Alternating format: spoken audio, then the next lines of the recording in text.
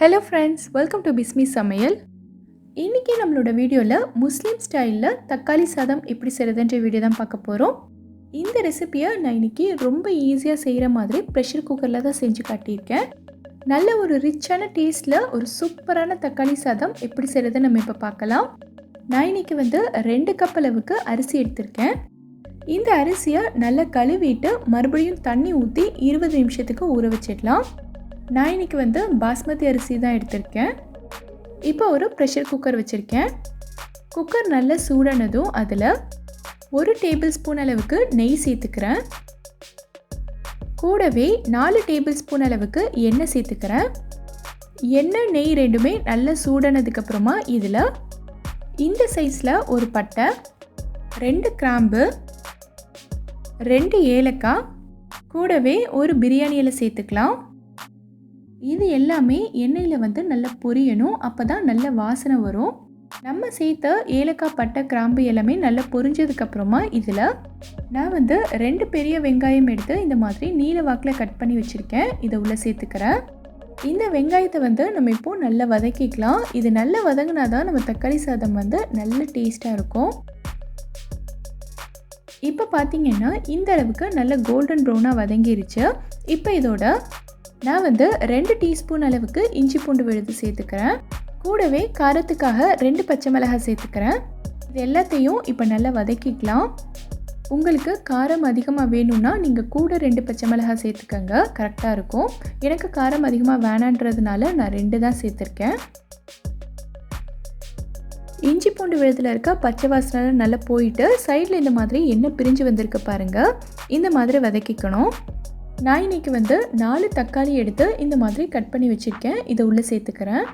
இது எல்லாத்தையும் சேர்த்து நல்லா வதக்கிக்கங்க. தக்காளி சாதத்துக்கு 2 வெங்காயம் எடுத்தோன்னா 4 தக்காளி எடுக்கணும். அப்போ தான் அதோடய டேஸ்ட் ரொம்ப நல்லாயிருக்கும். நீங்கள் நாட்டு தக்காளி எடுத்துருந்தீங்கன்னா டேஸ்ட் இன்னும் நல்லாயிருக்கும்.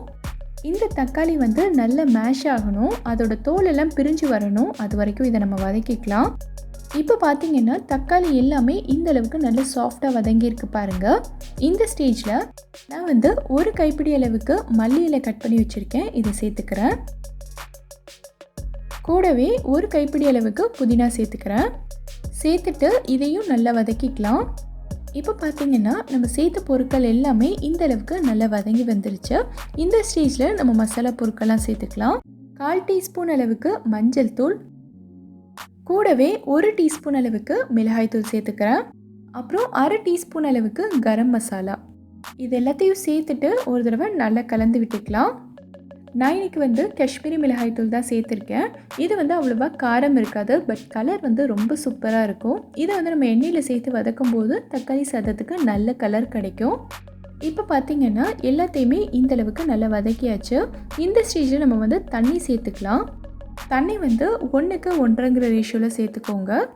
அதாவது 1 கிளாஸ் அளவுக்கு அரிசி எடுத்திருந்தீங்கன்னா அதே கிளாஸில் 1.5 கிளாஸ் அளவுக்கு தண்ணி சேர்த்துக்கங்க, கரெக்டாக இருக்கும். இப்போது தண்ணி சேர்த்தாச்சு. கூடவே நான் 50 ml அளவுக்கு நல்ல திக்கான தேங்காய் பால் சேர்த்துக்கிறேன். இப்போது இது எல்லாத்தையும் ஒரு தடவை நல்லா கலந்து விட்டுக்கலாம். தேங்காய் பால் சேர்க்கறதுனால நம்ம தக்காளி சாதம் நல்ல ரிச்சான டேஸ்ட்டில் இருக்கும். அதே நேரத்தில் நீங்கள் தண்ணி தேங்காய் பால் சேர்த்துக்கூடாது, நல்ல திக்கான தேங்காய் பால் தான் சேர்த்துக்கணும். இப்போது இது எல்லாத்துக்கும் தேவையான அளவுக்கு உப்பு சேர்த்துக்கலாம். நம்ம ஸ்டார்டிங்லேருந்து இன்னும் எதுக்குமே உப்பு சேர்க்கலை. ஸோ இப்போ கரெக்டான அளவில் சேர்த்துக்கங்க. ஒரு தடவை நல்லா கலந்து விட்டுக்கலாம். இப்போது ஸ்டவ்வை நல்ல ஹை ஃப்ளேமில் வச்சுக்கோங்க. தண்ணி நல்லா கொதித்து வரணும். அதுக்கப்புறமா நம்ம அரிசி சேர்த்துக்கலாம். இப்போ பார்த்திங்கன்னா தண்ணி இந்த அளவுக்கு நல்லா கொதிச்சிடுச்சு. நம்ம 20 நிமிஷத்துக்கு ஊற வச்சுருந்த அரிசியை தண்ணி எல்லாத்தையும் நல்லா வடிகட்டிட்டு இதில் சேர்த்துக்கலாம். லைட்டாக இந்த மாதிரி நல்லா ஜென்டிலாக கலந்து விட்டுக்கோங்க. அரிசியை ரொம்ப போட்டு கலந்துடாதீங்க, ஏன்னா ஊற வச்சுருக்க அரிசின்றதுனால உடையிறதுக்கு சான்சஸ் இருக்குது. இப்போது குக்கரை மூடி வெயிட் சேர்த்து ஸ்டவ்வை மீடியம் ஃப்ளேமில் வச்சு 2 விசில் வேக விட்டுருங்க.